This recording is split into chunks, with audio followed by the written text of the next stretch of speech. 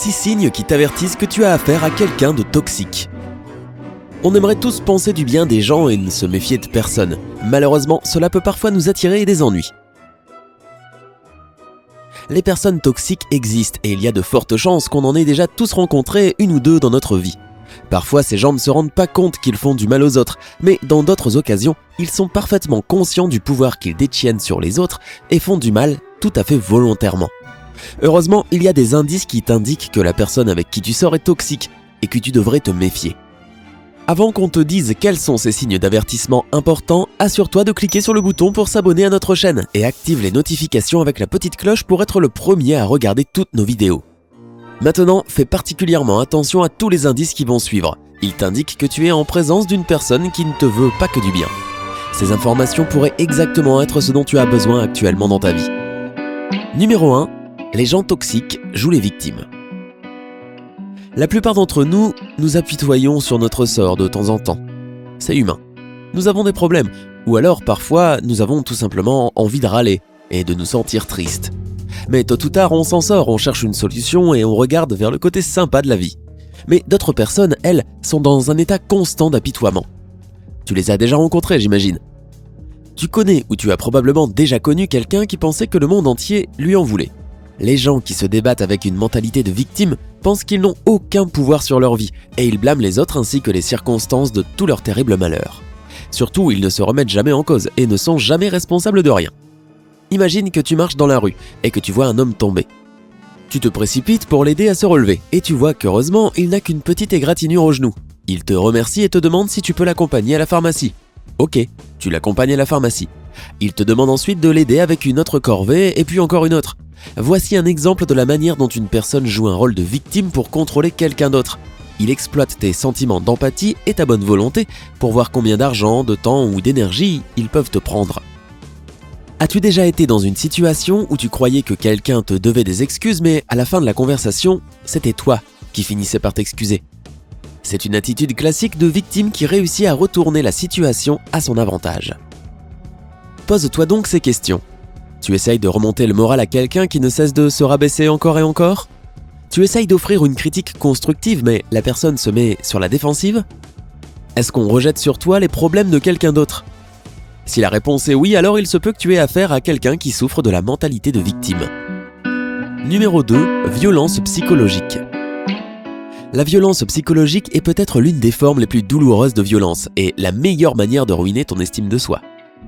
Cela crée des cicatrices psychologiques qui peuvent durer plus longtemps que les cicatrices physiques, et elles sont difficiles à repérer.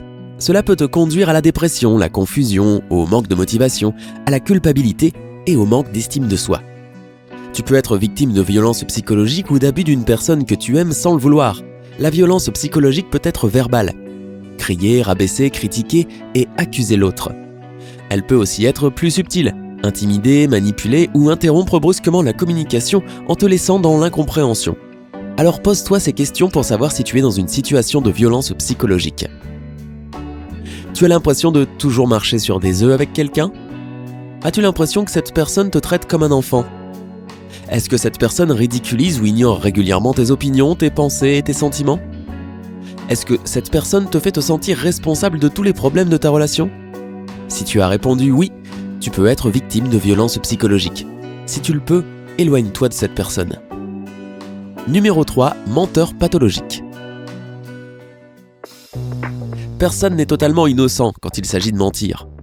On peut tous dire parfois de petits mensonges ou tout simplement mentir par omission, mais les menteurs pathologiques pratiquent, eux, le mensonge à l'extrême.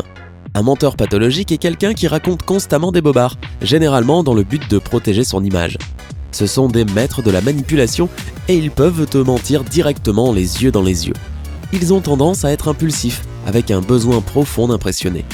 Leurs mensonges n'ont pas toujours un but, et parfois ils peuvent te mentir simplement parce que l'envie leur en prend. Faire face à un menteur pathologique peut te laisser confus, paranoïaque et avec un sentiment de confusion. Cela peut même te faire douter de ton état de santé mentale. Parfois, les mensonges pathologiques peuvent être un symptôme de problèmes plus graves comme le trouble de la personnalité narcissique et la dépression. Ces troubles nécessitent l'aide d'un professionnel de la santé et peuvent être dangereux s'ils ne sont pas traités. Connais-tu un menteur pathologique? Pose-toi ces questions. As-tu déjà attrapé quelqu'un en train de mentir plusieurs fois? Est-ce que quelqu'un te ment constamment au sujet de petites choses banales et quotidiennes? Quelqu'un t'a-t-il déjà menti sans jamais exprimer ensuite le moindre remords? Numéro 4. Les personnes toxiques cherchent à tout contrôler. Certaines personnes toxiques peuvent être des maîtres de la manipulation et elles sont très intelligentes pour cacher leurs véritables intentions. Contrôler les gens peut vouloir dire que la personne veut savoir où tu es et avec qui tu es. Elle peut ensuite profiter de ses connaissances sur ton emploi du temps pour te contrôler de façon plus subtile. Dans les cas extrêmes, si la personne est narcissique ou sociopathe, elle peut être complètement incapable de ressentir des remords et de reconnaître son manège. Ce comportement peut être une pulsion inconsciente appelée compulsion de répétition. C'est une pulsion psychologique qui fait que les gens reproduisent les mêmes événements traumatisants qu'ils ont vécus lorsqu'ils étaient eux-mêmes enfants. Dans une certaine mesure, la compulsion de répétition explique pourquoi, si l'un de tes parents ou les deux te contrôle, tu essayes toi aussi d'exercer ce même contrôle sur ton partenaire ou tes enfants. Pose-toi les questions suivantes pour voir si tu as affaire à une personne qui te contrôle. Quelqu'un doit-il toujours savoir où tu es à tout moment? Quelqu'un fait-il du micromanagement de ton travail? Est-ce que quelqu'un t'éloigne de tes proches pour te garder pour lui tout seul? Numéro 5. Les gens qui ne respectent pas les frontières. Imagine que tu traces une ligne sur le sol et tu demandes à une personne de ne pas la traverser. Malgré cela, au lieu de respecter tes envies clairement exprimées, elle franchit les limites pour voir si elle le peut, pour te tester ou pour te faire du mal. Certaines limites semblent évidentes pour la plupart d'entre nous, le respect de l'espace personnel, de la propriété privée et du droit à la liberté d'expression. C'est cela qui fait que la société fonctionne correctement. Mais certaines personnes projettent leur vulnérabilité et leur insécurité sur les autres sous forme de colère et d'intimidation. Ils sont incapables de respecter les frontières. Comme ils ne peuvent pas traiter leur propre toxicité, ils y font face en la rejetant sur quelqu'un d'autre. Les intimidateurs en sont un parfait exemple. Ces brutes veulent te pousser à bout jusqu'à ce que tu te casses. Ils veulent entrer dans ton espace personnel, détruire ta propriété privée et briser ta volonté. Ils ont besoin de faire en sorte que quelqu'un se sente petit pour se sentir grand. L'intimidation se produit dans toutes sortes d'environnements, pas seulement à l'école. Cela peut se produire à la maison ou au bureau. Vérifie si tu as affaire à un intimidateur. Quelqu'un joue-t-il constamment à pointer tes faiblesses? Est-ce que quelqu'un continue de franchir tes limites après que tu lui as demandé de ne pas le faire? Quelqu'un t'intimide-t-il en entrant dans ton espace personnel? Est-ce que quelqu'un dit du mal de toi ou t'humilie? Numéro 6. Les gens négatifs. Tout le monde peut parfois se sentir d'humeur négative. Imagine que tu vas à une réunion de travail, que tu te sens heureux et en confiance. Puis tu vois un collègue avec un air renfrogné entrer. Toute l'équipe peut se sentir heureuse et optimiste au début de la réunion, mais une seule personne négative a le pouvoir de faire tomber le moral de toute l'équipe si on le laisse faire. Comme dit le proverbe, il suffit d'une pomme pourrie pour gâter tout le tas. Et cela se voit clairement lorsqu'il s'agit de négativité. En un rien de temps, tout le groupe est infecté. Certaines personnes souhaitent partager leur négativité avec le monde, et cela peut se propager comme un feu de forêt. As-tu affaire à une personne négative? Vérifie avec ces questions.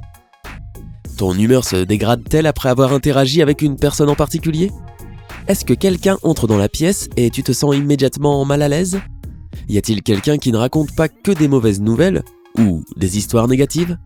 Y a-t-il quelqu'un qui se plaint sans arrêt? Tu as l'impression d'être une personne toxique après avoir regardé cette vidéo? Fais le test avec les questions suivantes. Souhaites-tu secrètement qu'il arrive quelque chose de mal à quelqu'un? Aimes-tu partager tes histoires tragiques avec les autres? As-tu tendance à être jaloux et possessif? Si tu as répondu oui, il faut peut-être se pencher sur le sujet. Essaye d'assister à des séances de thérapie pour changer tes comportements et avoir une influence positive dans le monde. Si tu penses avoir eu affaire à une personne toxique, tu peux essayer de faire les choses suivantes. Maintiens des limites positives. Revendique haut et fort tes besoins et tes valeurs. Éloigne-toi des gens qui te font te sentir mal dans ta peau. Parle à un thérapeute.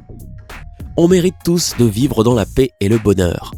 Si tu te trouves dans l'une de ces situations, on espère que tu pourras prendre les mesures nécessaires pour retrouver une position plus positive et épanouissante.